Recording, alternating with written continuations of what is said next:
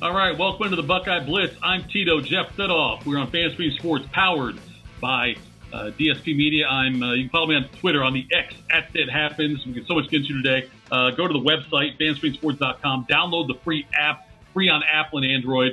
FanStream Sports, get round-the-clock programming with all kinds of new shows we're adding constantly. Great content from across the country and some of the best talent out there.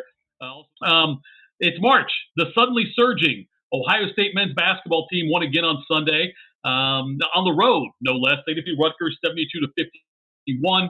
I'm sorry, 73-51. And Ohio State improves to 19-12 on the season, 9-11 in the Big Ten. Ended up grabbing the 10 seed in the Big Ten tournament. We'll do more on the postseason here in a little bit, but let's discuss the win now. Ohio State never trailed in that game. They had four players in double figures. Roddy Yale Jr. led the way with 14 points. Gale was 6 of 11 from the field. Made a couple of three-pointers. Bruce Thornton had 11 points and 6 assists. Fias Kakara and Jamison Battle both had 10 points in the game as well. So a very balanced attack for Ohio State. And seeing Kakara get double digits was nice, but it was a great win for Ohio State, in control the entire game. They jumped out to an 11-1 lead. Rutgers didn't put a second point on the board until there was 13-10 left in the half, and their first field goal for the Scarlet Knights, that didn't come until there was nearly 7.5 minutes of play expired. So the defense did a great job shutting down Rutgers. The biggest lead of the game for Ohio State was 27 points. Evan Mahaffey made a pair of free throws, and that made it 72-45, and there was just under 3 minutes left. But Ohio State, though, dominated this game. They were 24-48 from the field. 9 of 20 on threes. That's 45% on three-pointers, even 50% on field goal. Rutgers, meanwhile, 15 of 55 in the field. That's just a little over 27%, and 4 of 18 on threes, 22.2%. So Ohio State's defense continues to impress. They're now 5-1 since Chris Holtmann was replaced by Jake Diebler.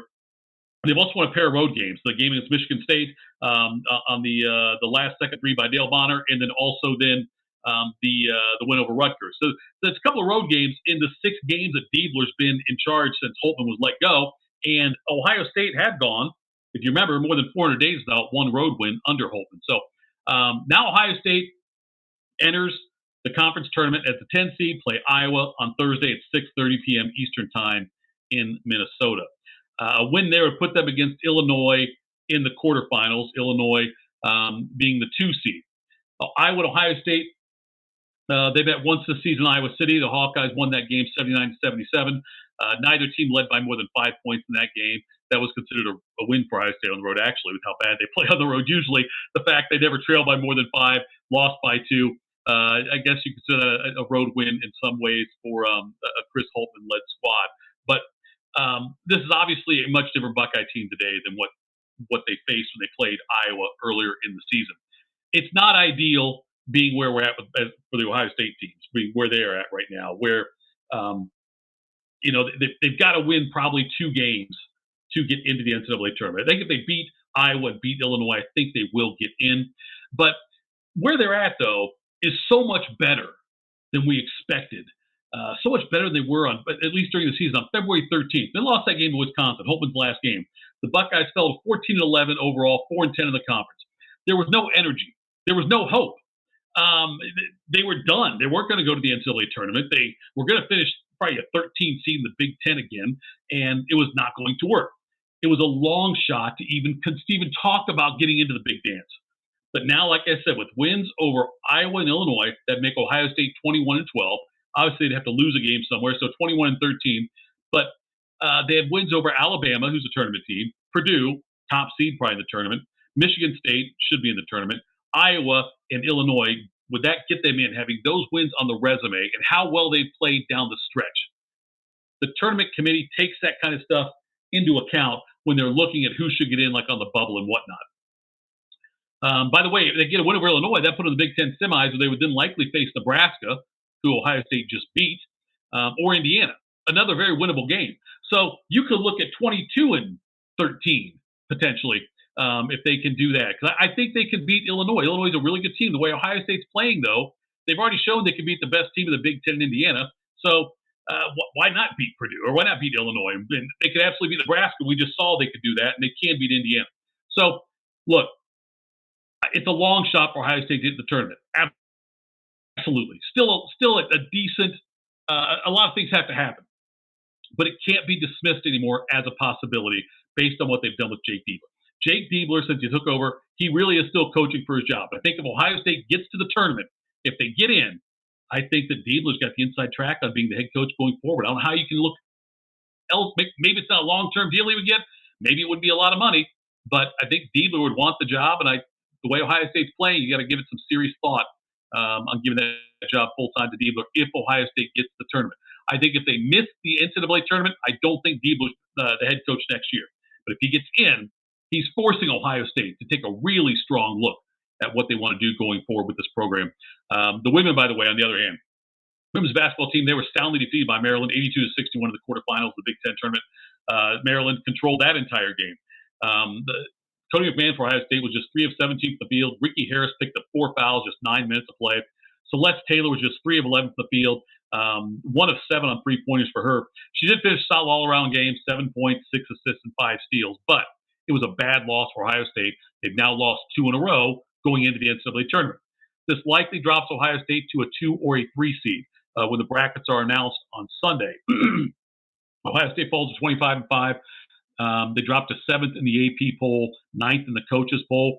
I still think this team is going to make a run, could make a run to the Final Four depending on where they're placed. The most recent bracketology I saw by ESPN had Ohio State as a 2 seed, but the lowest 2 seed in the same bracket, the same quadrant as South Carolina. So that means they'd have to beat South Carolina to get to the Final Four. Not likely. That's why I hope Ohio State either gets a 2 seed in a different region or even a 3 seed in a different bracket than South Carolina if they want to get to the Final Four. So the announcement for the women's tournament, men's tournament, both going up on Sunday, St. Patrick's Day. Can't wait. Switch over to football. And Ohio State has done some practices, and some coaches have spoke. The players have spoke as well. Devin Brown came out with a very strong statement. The quarterback asked, about the rumors he could transfer. Like, I'm not going anywhere. I'm not running away from competition. I'm paraphrasing that. But Devin Brown has been taking most of the first team reps. Will Howard, the second team. Lincoln Keenholz, third team reps. And then Aaron Nolan and Julian Sand, the other ones. But I think that Will Howard's got to be the starting quarterback this year. It's going to be Will Howard, not Devin Brown. But it'll be interesting to see how the whole thing plays out and what happens in spring after the spring game. Will all 5 quarterbacks still stay on the roster, depending on how things shake out with the depth chart? We'll see about that. But spring game, though, it's an exciting time for Ohio State football with all the new faces in there. Not only we'll talk about the coaching staff thing in a minute, but just also the talent that decided to come back because they want to run it back and get a chance to get a pair of gold pants and beat Michigan. Other news, by the way, Ohio State improved in the 2025 recruiting class without adding a player. Tavion St. Clair, who was been a recruit for Ohio State in the 2025 class, the quarterback out of Bell Fountain, Ohio, has been upgraded to a 5-star from a 4-star by 24/7 Sports. Now Ohio State's got 3 5-star players in the 2025 class. St. Clair went from 13th overall in the class to number 6.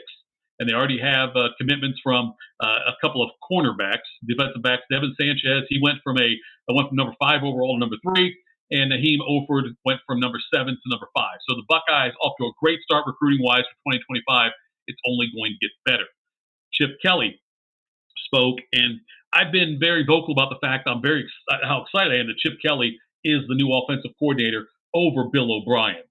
Bill O'Brien, of course, went to take the head coaching job at Boston College, was the offensive coordinator for like a month or whatever it was before Chip Kelly ended up now replacing him, leaving the head coach at UCLA to come to Ohio State. And I love the move. I think that Ryan Day trusts Chip Kelly immensely. Chip Kelly was a coach for Ryan Day. When Ryan Day was playing college football for New Hampshire, Ryan Day followed him around the NFL a little bit. And so I think it's a good thing that there's someone there very familiar that Ryan Day is going to hand off the play calling to. And I think the relationship is such that, Chip Kelly talked about quality of life, how excited he is to be the offensive coordinator at Ohio State. And it doesn't have to deal with a lot of the head coaching stuff with like NIL and things like that he had to at UCLA. Make no mistake about it. Chip Kelly was going to be fired by UCLA, barring a miraculous turnaround as he entered the Big Ten in 2024. Not going to happen now, obviously. Chip Kelly, though, offensive coordinator, is a huge asset for Ohio State. I can't wait for the spring game. I can't wait for August 31st. And I sure as hell can't wait for that game with Michigan on the Saturday after Thanksgiving. All right, lots more to get into.